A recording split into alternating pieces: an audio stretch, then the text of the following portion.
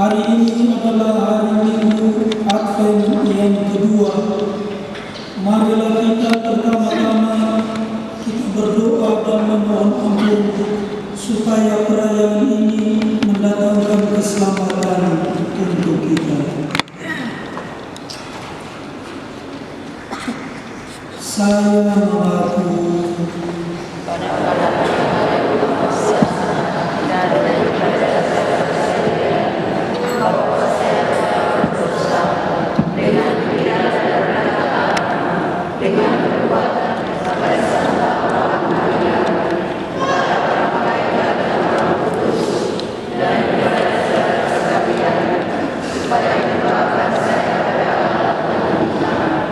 semoga Allah yang Maha Kuasa mengasihani kita, mengampuni dosa kita, dan menghantar kita ke hidup yang kekal.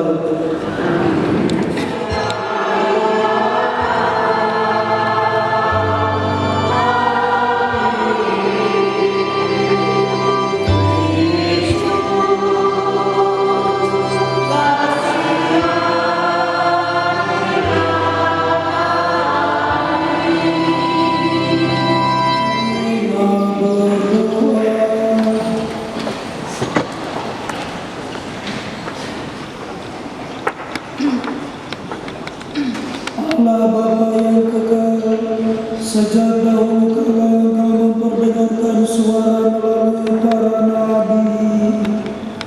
Kami mohon, ungkapkanlah dalam diri Yesus Al-Masih apa yang Engkau kehendaki dari kami, dan berilah hikmat-Mu dalam keadilan dan kebenaran. Dengan perantaraan Tuhan kami Yesus Kristus, yang hidup dan berkuasa bersama Dikau dalam persekutuan Roh Kudus, Allah sepanjang segala masa.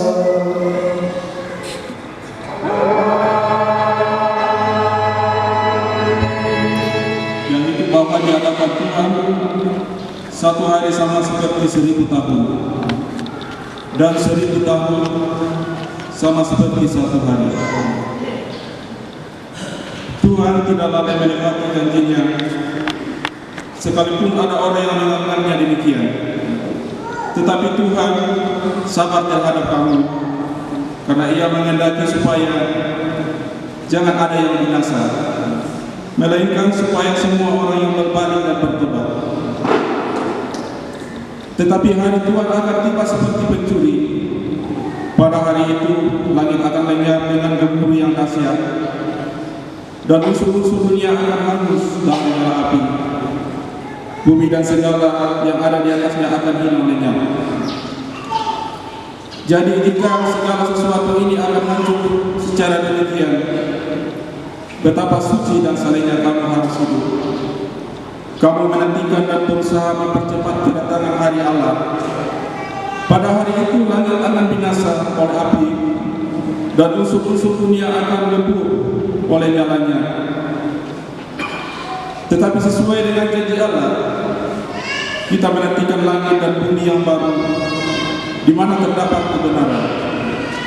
Sebab itu, saudara-saudara terkasih, sambil menantikan semuanya itu, haruslah kamu berusaha supaya kedapatan tidak tercacat dan tidak bernoda di hadapan Allah dan dalam perdamaian dengan Dia. Demikianlah sabda Tuhan. Umat mohon berdiri.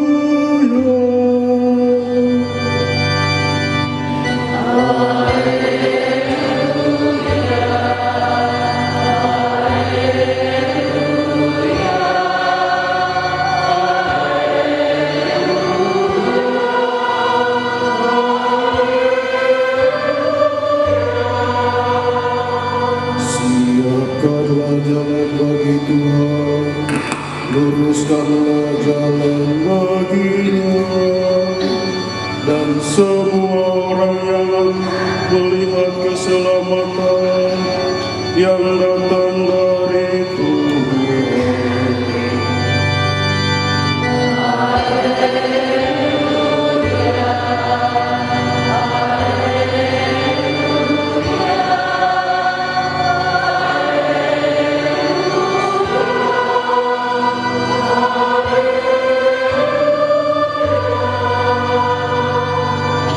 Tuhan bersamamu. Inilah Injil suci menurut Markus.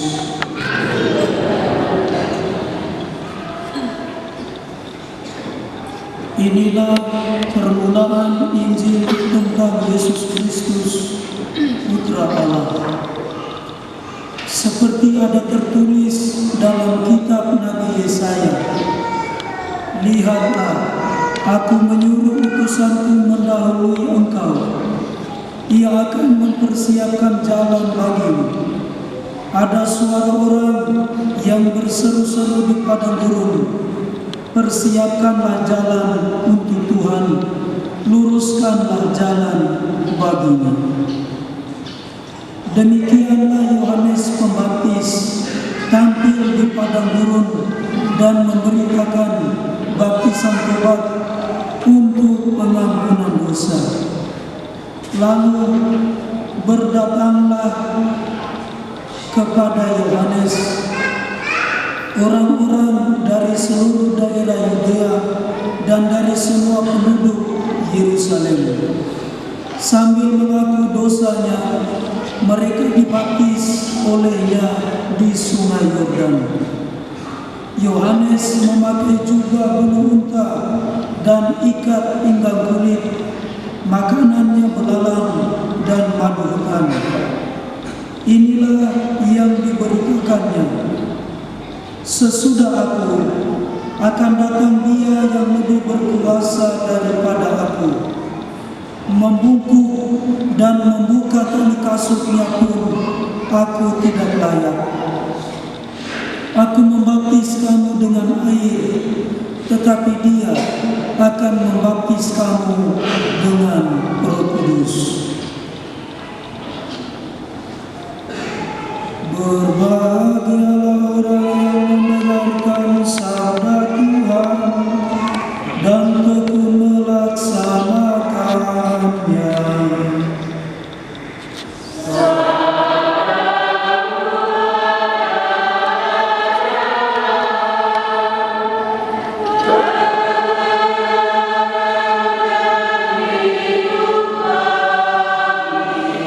Harus tunduk terus untuk melihat teks, karena memang suara saya agak bermasalah, maka saya menggantungkan pita suara saya ini pada alat yang bagus ini. Makanya posisi saya agak sedikit menunduk. Pagi hari ini kita semua berkumpul di sini untuk berdoa di Minggu Advent yang kedua. Hal yang paling menarik dan penuh rahmat untuk kami para Karmeli adalah bahwa dalam pekan ini kami menerima retret yang diberikan oleh Pater Dr. Leo Kleden.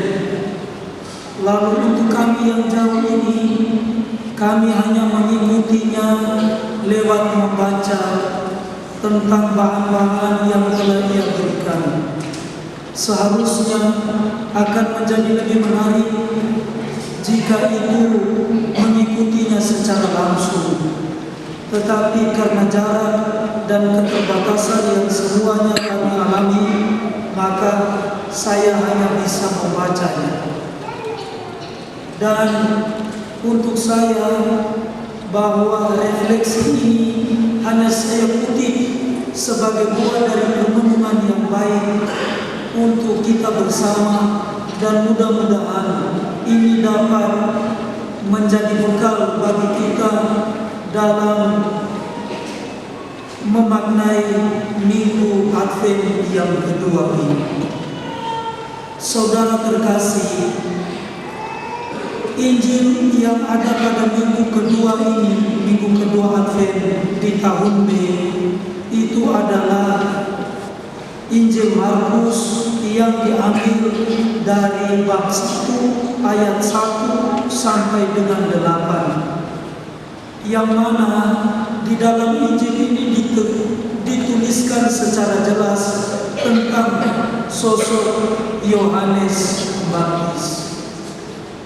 Karena ini merupakan prolog ataukah pengantar pembuka dari Injil ini, maka sedikitnya saya memberikan latar belakang historis ataukah ya secara sejarah kenapa Injil ini ditulis.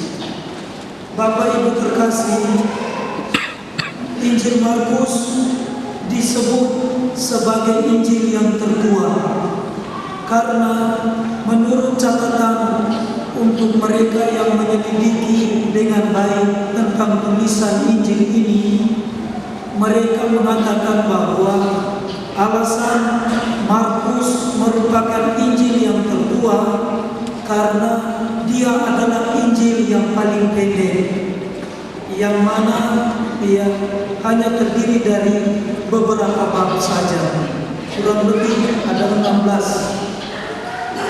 Dan menurut keyakinan mereka bahwa orang-orang pada zaman itu hanya berusaha untuk menambahkan apa yang menurut mereka kurang daripada mengurangi apa yang mereka lihat itu bahwa itu panjang. Sehingga alasan ini memberikan sebuah sinyal yang kuat bahwa Markus itu adalah Injil yang ditulis pertama, kurang lebih di tahun 50 sampai dengan 60 Masehi. Ya, artinya bahwa Injil ini ditulis kurang lebih pada tahun 50 atau 60 sesudah Yesus lahir, ataukah paling kurang 30 tahun sesudah Yesus sengsara, wafat, dimakamkan, lalu kemudian bangkit. Tujuan dari penulisan Injil ini yaitu tidak lain agar memberi penguatan kepada jemaat di Roma yang pada saat itu mengalami penganiayaan yang besar yang dilakukan oleh Kaisar Nero.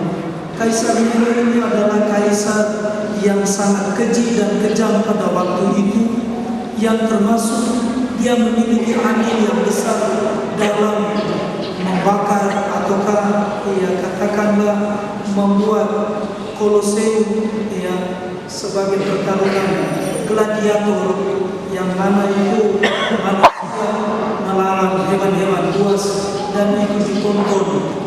Dan dalam kacamata itu dilihat bahwa dengan itu Nero mau melampiaskan tentang hawa nafsunya, karena dia hanya akan menjadi puas apabila melihat orang lain sengsara. Artinya dari latar belakang penulisan ini, jika pada kita masih terdiri atau terdapat tabiat yang sama, maka setidaknya kita hidup dan terlahir sebagai Nero-Nero yang baru, yang mana saya harapkan itu supaya jangan seperti itu. Melihat kenyataan dan juga latar belakang penulisan ini, maka saya tertarik dengan apa yang digagaskan di dalam retret tentang bagaimana supaya kami para Katolik ataukah sekurang-kurangnya kita semua untuk melihat bagaimana cara seorang filsuf yang namanya itu adalah Immanuel Kant dalam menafsir pikiran. Betapa tidak, karena hal ini adalah sesuatu yang sangat penting. Dalam kenyataan filosofis yang mana ketika pada waktu itu Immanuel Kant ini dia berusaha untuk mencari kebenaran.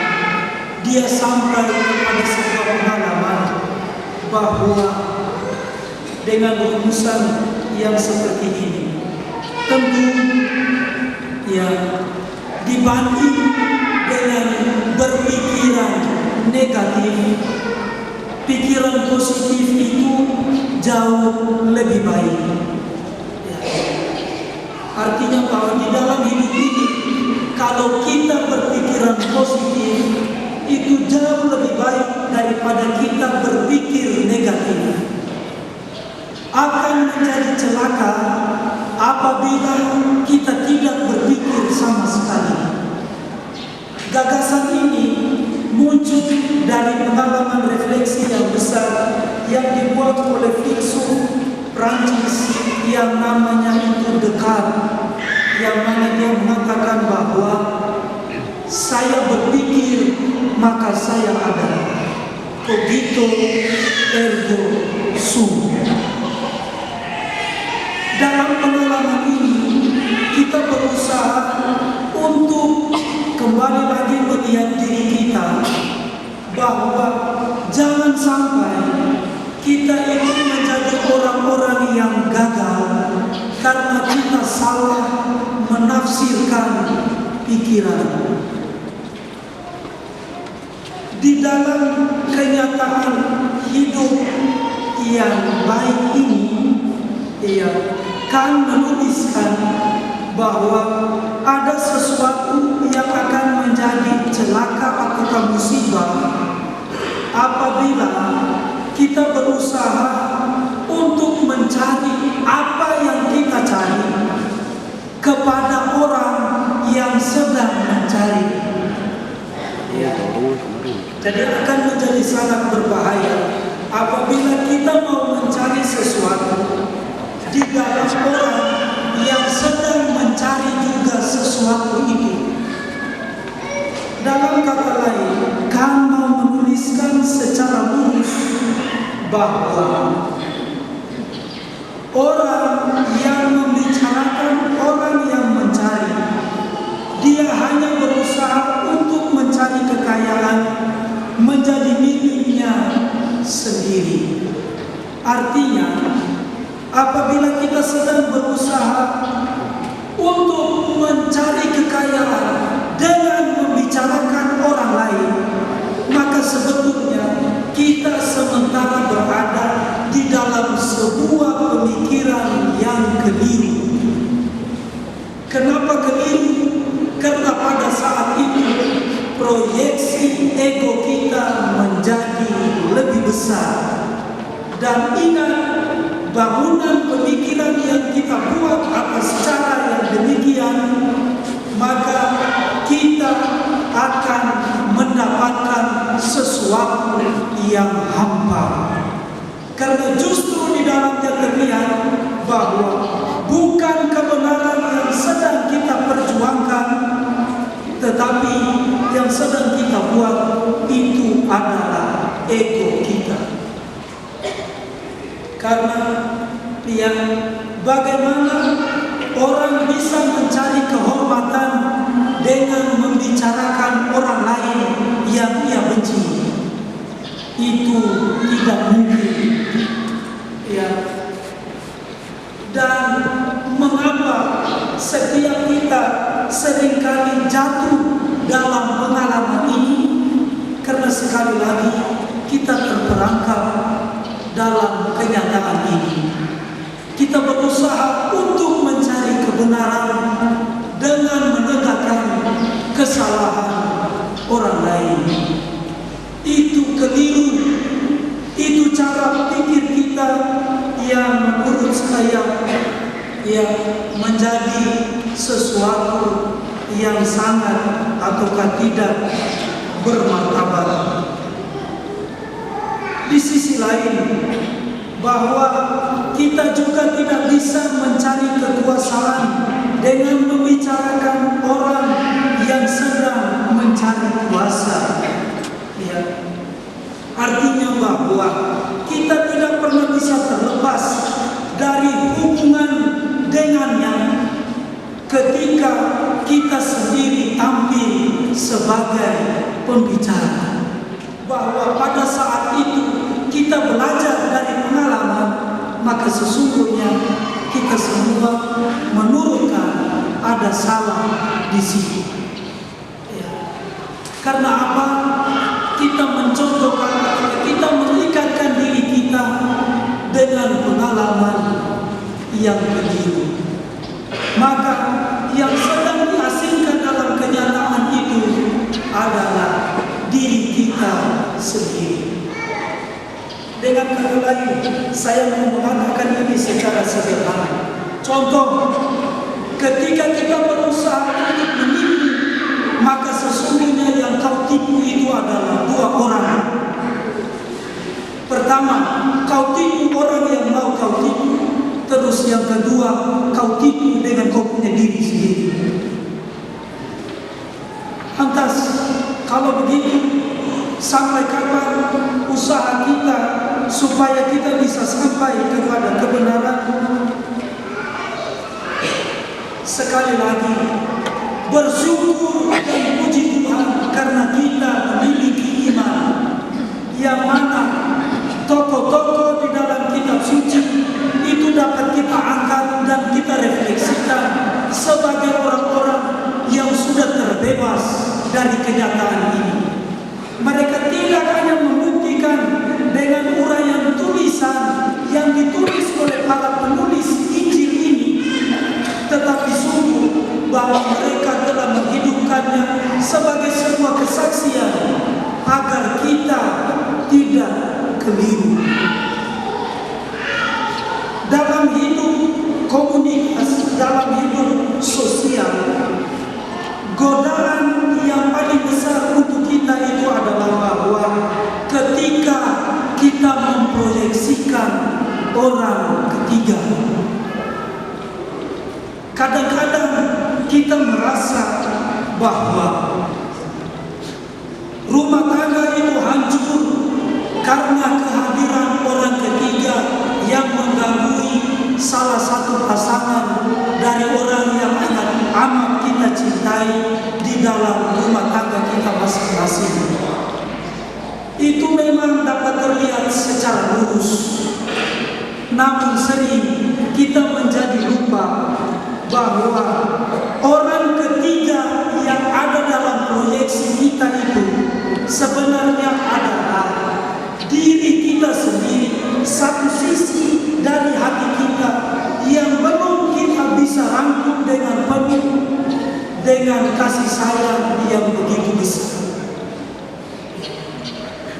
Orang memproyeksikan orang ketiga sebagai sebuah cara bahwa itu orang lain. Tetapi ingat, sesungguhnya bukan orang yang ada di luar sana, tetapi dirimu sendiri yang belum engkau rangkul dengan benar. Karena di dalam setiap diri orang yang mencintai, tidak mungkin dia membiarkan orang lain untuk memasuki hidupnya sendiri apabila hatinya itu sudah terisi. Jadi jangan buru-buru untuk mempersalahkan orang lain, karena proyeksi orang ketiga itu selalu bisa saja hadir di dalam diri kita sendiri. Oleh karena itu, pada hari ini saya boleh mengatakan bahwa kita mesti mengagumi Yohanes Pembaptis, karena Yohanes sendiri dia tidak pernah membicarakan orang lain, melainkan dia mempersilakan dirinya dan sesamanya untuk mengubah hatinya sendiri. Sehingga dengan itu, di dalam berusaha untuk mencari seorang pemimpin kepala yang benar, Yohanes tidak salah. Karena yang pertama, dia membiarkan supaya Yesus Al-Masih itu menguasai dirinya. Dia mendengarkan dan dia mampu menyadari bahwa sesungguhnya dia hanyalah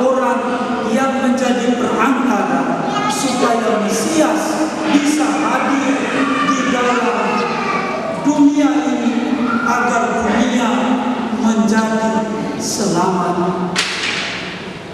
Saya kira proyeksi yang paling benar dari kenyataan ini itu adalah sesuatu yang harus kita maknai secara sungguh untuk diri dan hidup kita, supaya kita menjadi orang-orang yang baik.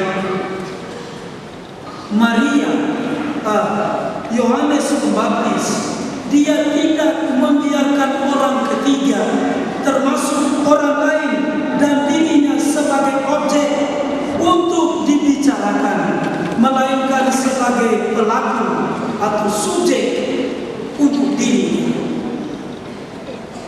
Jadi baik bagi kita kalau kita mau menjadi pemimpin, biarkan orang lain membicarakan kita dan kita mendengarkannya. Baru di situ kita berusaha dengan kebijaksanaan yang kita punya untuk mencari kebenaran.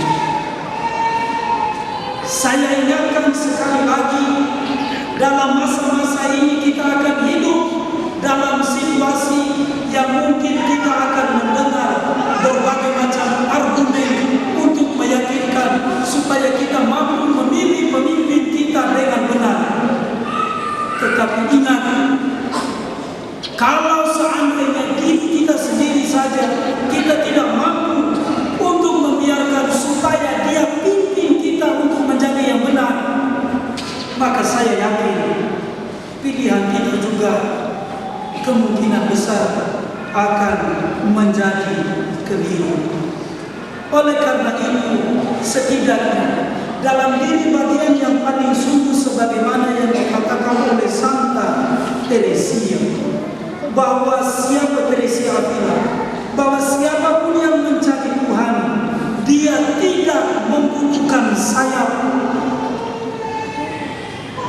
karena yang dia perlu hanyalah untuk melihat dengan tenang ke dalam dirinya sendiri, dan dia akan menemukan Tuhan di sana. Jadi kalau mau mencari Tuhan dengan supaya kita itu pergi dari luar diri kita, saya kira kita tidak akan pernah mampu untuk itu. Yohanes Pembaptis mampu. Karena apa? Kesunyian hidupnya di padang gurun, kesederhanaannya dalam menikmati apa rezeki yang dia peroleh dengan makan dia belalang dan madu hutan, dengan pakaian yang terbuat, yang dia buat sendiri, jahit sendiri dari kulit hewan. Kualitas hidupnya jauh daripada hidup manusia modern sekarang ini. Dia hidup jauh daripada keramaian, jauh dari tegangan listrik yang macam-macam, jauh dari komunikasi yang bisa mendekatkan orang lain yang ada di luar sana. Tetapi Yohanes sungguh mampu bahwa dia menemukan satu kebenaran yang baik dan kemudian yang benar, bahwa carilah Tuhan, maka kita akan mengerti bahwa harta, kehormatan, kekuasaan dan diri kita sendiri itu hanyalah sesuatu yang fana. Selamat berhari Minggu, selamat memaknai masa Advent, selamat meneruskan perjalanan hidup yang harus kita perjuangkan bersama menuju kebenaran. Tuhan memberkati. Aku percaya yang kami roti dan sambil mengucap syukur, yang mengucapkan dan memberikannya kepada murid-muridnya seraya berkata, terimalah dan makanlah kamu semua, inilah tubuhku yang diserahkan bagimu.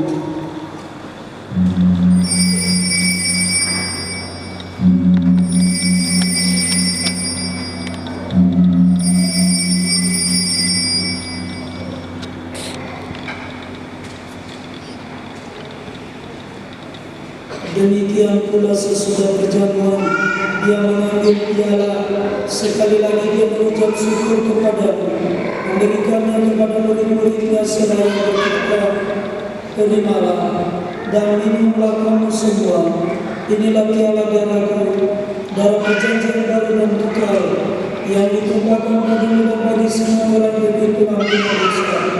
Lakukanlah ini sebagai kenangan akan aku.